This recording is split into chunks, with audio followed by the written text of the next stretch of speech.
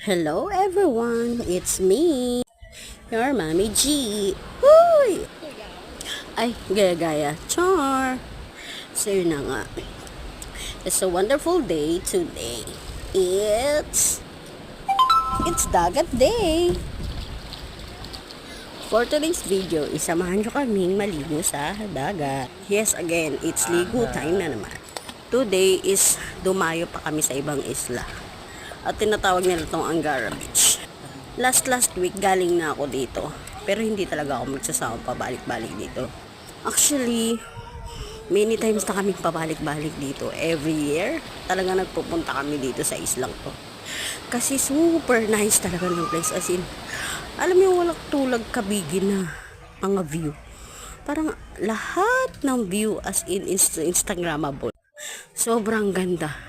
Ikaw na lang magde-decide kung magbi-video ka or magpi-picture for the puno ng memory ang mangyayari sa cellphone mo. Sa sobrang ganda ng view.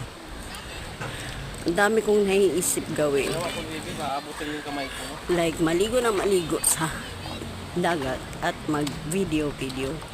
Tulad nito, kahit sobrang init, wala akong pake. Babalik naman yung balat ko eh. Balat lang yan, mangingitim. Pero yung memories na may experience mo while you are in this place, grabe. Heaven talaga, as in. Walang pangit na view. At super init. Damang-dama mo talaga yung summer. Pag nandun ka sa dagat, grabe, ang sarap. Tingin naman. 360 view na yan. Sinusulit ko na lang talaga today ang pagbi-video ko at pagpi-picture kasi last day na ata namin to ng vacation kasi after voting kinabukasan is uuwi na kami. Super bakasyon na ako, as in 1 month na ako ng May 12. So syempre kailangan na bumalik sa totoong mundo at pansamantalang iwanan muna ang mga memories dito sa dagat. Madaming beses pa akong babalik dito kasi sobrang sarap talaga manirahan sa probinsya.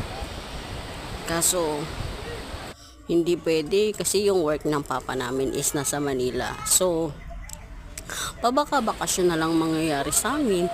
Mapapalayo kasi kami sa papa namin kapag tumira kami dito sa probinsya. Kung gusto mo talaga ng tahimik na lugar at peaceful mind, probinsya na ako. Sobrang daming memories namin dito ng papa.